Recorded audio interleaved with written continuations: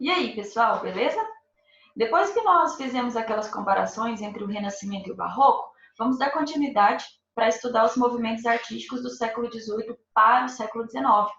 Isso não significa que o Barroco acabou, pelo contrário, alguns estudiosos dizem que o Barroco continua de alguma maneira existindo até hoje. No Brasil mesmo, você ainda encontra artistas que falam que são do estilo Barroco, enfim. Mas nós temos que estudar as novidades, a gente tem que olhar aí para a sequência de estilos que caracteriza a história da arte.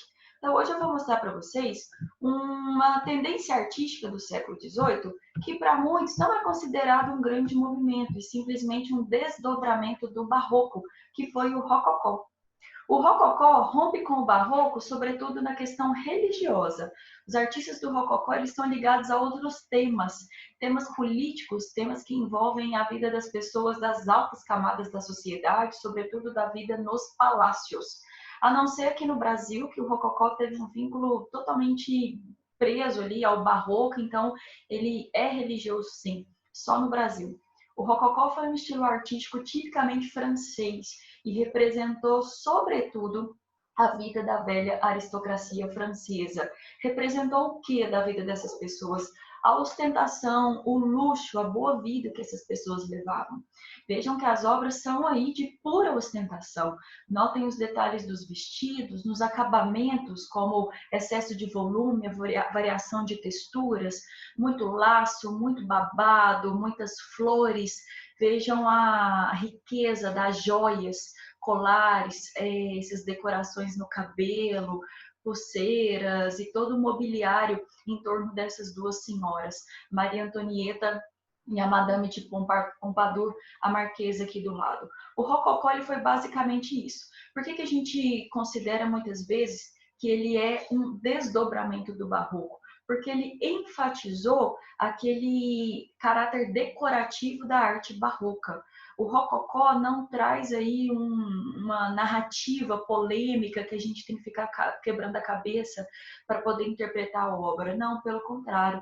Eu entendo aqui que trata-se do retrato dessas duas mulheres e é um retrato que está muito além da representação do rosto, mas da representação de aspectos que atestam o estilo de vida dessas pessoas. Por isso que o rococó foi uma arte tipicamente palaciana lá nas suas origens na França. E com a Revolução Francesa, essas cabeças aqui literalmente rolaram. Então é claro que com a Revolução Francesa, o rococó vai ser extinto praticamente para não o desenvolvimento de um novo estilo artístico, mas o rococó foi substituído pelo classicismo. Então, diante dos excessos do rococó e também do barroco, ao invés de criar uma nova arte, os artistas trouxeram de volta o clássico. Olha aqui o retrato de um dos líderes da Revolução Francesa, mas no momento de morte, que é o Marat, uma obra muito conhecida. O que essa obra tem de clássica e o que essa obra tem de neo? Clássica é a elaboração, é a composição em si. Conhecendo um pouquinho da biografia de Marat, nós sabemos que ele tinha a pele toda ferida, cheia de urticárias, porque por ser um líder da revolução, ele teve que levar uma vida muito reclusa, escondendo em esgotos e bueiros, ele acabou pegando uma doença de pele. Mas aqui na representação, o corpo dele é lindo, é belíssimo, como de um deus grego. Notem aqui esse bração caído ali para fora da banheira onde ele foi assassinado, totalmente idealizado. O semblante idealizado, nem parece que ele é alguém que foi esfaqueado. Então, essas são características típicas do classicismo. Mas o que tem de novidade? É que não é a representação de uma cena religiosa, nem a representação dos deuses, é a representação de uma figura do presente, é a representação de um tema histórico, pela relevância, pela importância do personagem retratado, mas recorrendo à estética clássica. Então, assim, fica mais fácil de entender como que essa retomada do classicismo se dá em pleno século XVIII. Tem algumas características que lembram o barroco? Tem, por exemplo, esse fundo aqui preto, né? Lembra ali as composições do Caravaggio, mas isso não é suficiente para eu confundir esse quadro com o barroco. Por quê? Porque para ser barroco tem que ter muito mais drama, tem que ter muito mais ação. Marat era amigo do Jacques Louis David, o pintor dessa cena. Então, o pintor resolve fazer um retrato que homenageia o amigo. É claro que o pintor, nesse sentido, era também um partidário da Revolução Francesa. Então, ele trabalha ali no equilíbrio da composição, no equilíbrio da razão e da emoção. Então, apesar desse contraste do fundo bastante preto, praticamente dividindo ali o quadro nessa faixa horizontal, está longe de ser um quadro exagerado, dramático. Se esse quadro fosse feito por um artista barroco, o sangue ia estar jorrando, e não é isso que a gente está vendo. Esse artista se tornou um dos grandes artistas da história, não por ter feito esses temas aqui, mas porque ele se tornou um dos principais representantes, retratistas de Napoleão Bonaparte. Ele fica até assustado, né, quando recebe a encomenda para retratar Napoleão, mas isso se deve pelos elogios que ele vinha recebendo nas exposições de arte que estavam acontecendo, os salões oficiais. Essa é uma novidade que acompanha o neoclassicismo. O classicismo, ele foi adotado como modelo de arte nas escolas de belas artes, nas academias de belas artes, que vão elevar o nível do ensino de arte. Ao invés de ser o aprendizado só no ateliê do artista, o ensino de arte passa a acontecer nas escolas de belas artes. A escola é como se fosse a universidade, a faculdade de arte. Já existia a faculdade de filosofia, de direito, de letras, então agora surge também a escola superior de arte. E graças à existência da escola surgem as exposições chamadas de salões. Então Jacques Louis David, muito elogiado, né, por ter retratado Napoleão, por ter retratado Marat, por exemplo, vai acabar recebendo a encomenda para fazer retratos de Napoleão também. Esse é o retrato mais conhecido. Eu trouxe aqui o retrato de um outro artista, que é o do Dominique Ingres, que aqui fica bem claro o entendimento do que é o neoclassicismo. Bom, então ele está retratando Napoleão, mas a estrutura da imagem, a estrutura da composição é da imagem de Zeus.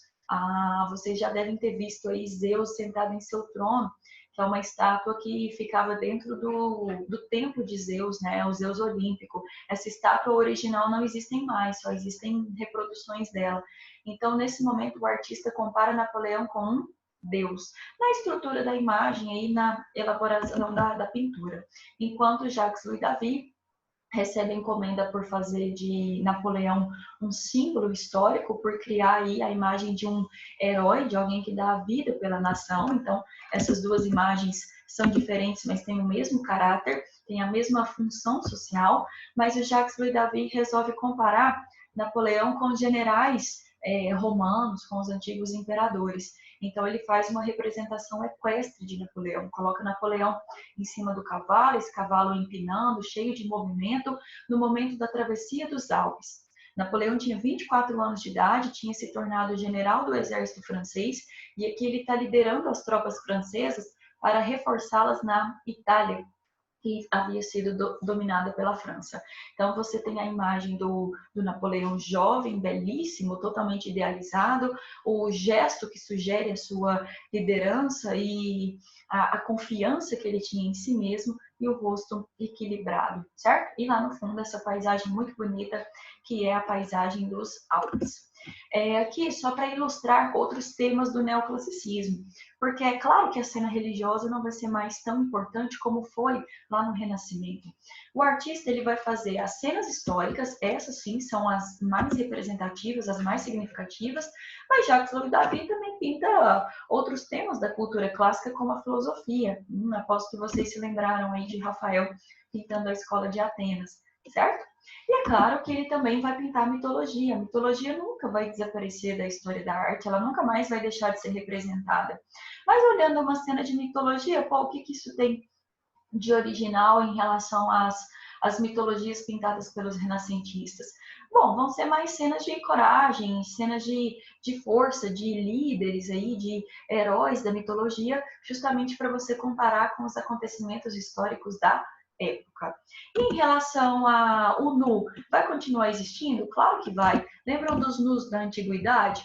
Aqui um nu grego, aqui um nu feito por um artista renascentista. Agora olha o artista neoclássico fazendo nu também. Então, o nu nunca mais desaparece da história da arte. O nu, desde que os gregos começaram a fazer, sempre foi um tema recorrente, um tema quase obrigatório para os artistas clássicos e para o artista acadêmico, principalmente, nossa, é um tema obrigatório, o nu masculino ou o nu feminino. Talvez só na Idade Média que o nu não tenha sido praticado, porque durante a Idade Média a arte foi essencialmente cristã, essencialmente religiosa. Mas só para apontar uma novidade aqui nesse nu feminino, do Dominique Ingres, que é esse artista aqui, ó, esse retratista de Napoleão, ele, ao invés de fazer a Vênus, a Afrodite, ele faz uma odalisca, isso demonstrando seu conhecimento e admiração pela cultura oriental. Mas esse retrato aqui está longe de ser de uma oriental, de uma árabe, de uma dançarina do harém. A modelo utilizada pelo artista é totalmente ocidental, branca, enfim, mas ele tenta construir um cenário oriental para poder apresentar para nós alguma novidade, certo?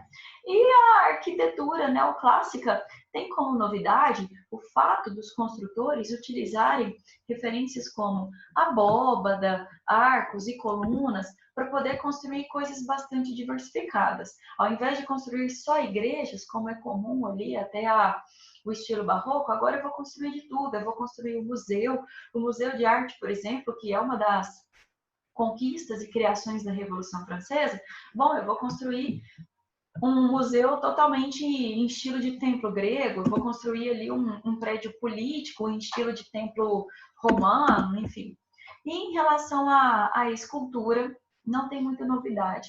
Aliás, depois dos gregos, não tem muito o que inventar em relação à escultura. Trouxe aqui uma peça do Antônio Canova, é o maior nome da escultura neoclássica, mas ele está fazendo uma escultura sobre os deuses e em mármore. Bom, se eu olho essa escultura sem as legendas, sem as referências ali, por exemplo, da data, eu não sei se é uma escultura renascentista, se é uma escultura grega, enfim. O Antônio Canova está representando Eros e Psique. Sugiro que vocês procurem esse mito, porque é um mito muito legal. Aqui é o reencontro de Eros e Psique, depois que eles têm muita dificuldade para poder ficarem juntos.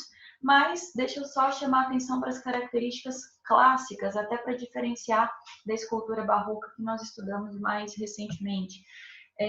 A questão da composição. Aqui tem uma estrutura que é quase triangular na concepção, tem a representação do corpo de Eros para um lado, do corpo da Psique para o outro, trabalha com o seminu na figura feminina, o nu na figura masculina, e é muito delicado o gesto e o semblante que sugerem a troca ali do olhar, do encontro do casal. Isso é típico do classicismo. Quando a gente olha para o barroco, né, o exagero deixa a escultura mais intensa, deixa a ação mais dramática, beleza? Ai, mas nossa, os artistas vão ficar muito tempo nessa de apenas reproduzir o estilo greco-romano, o estilo renascentista? Não. Vai ter uma reação imediata ao neoclassicismo chamada de romantismo. Mas o romantismo eu vou deixar para abordar com vocês numa próxima aula, porque o romantismo ele representa sim uma verdadeira revolução na produção artística. E o romantismo vai levar a pintura de cenas históricas, por exemplo, a um outro nível, a literatura a um outro nível, ok? Abraços para vocês e até a próxima.